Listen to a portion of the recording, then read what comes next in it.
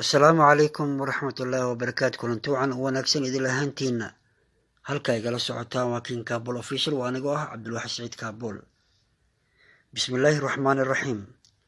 waxaan rabaa inaan ka hadlo faa'iidooyinka ku jira qolofta liinta.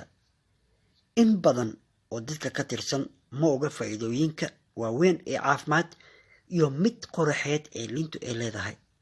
waxaa taa ka sii daran in dad badan ay tuuraan qolofta liinta, taasoo laga helo in ka badan fitamiin C-ga ku jira cabitaankeeda. qolofta liin bambeelmada waxaa laga helaa 5 ilaa 10 laab fitamiin C-ga laga helo cabitaankeeda. ku darso waxaa ku jira fitamiin A oo aad ugu badan caafimaadka. haddaba waxaan idiin soo gudbinayaa 3 waxyaabood oo faa'iido ku jirta qolofta liinta. 1. kolestaroolka jirka oo hoos u dhigo, caafimaadka ilkaha,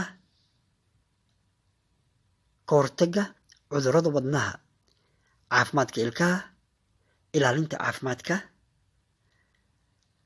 haddii aad leedahay finanka wejiga, qolofta liinta oo aad wejiga soo saarto ayaa kaga filan daawooyinka kale ee kiimikada ah. halkaad igala socotaan waa king kabul official.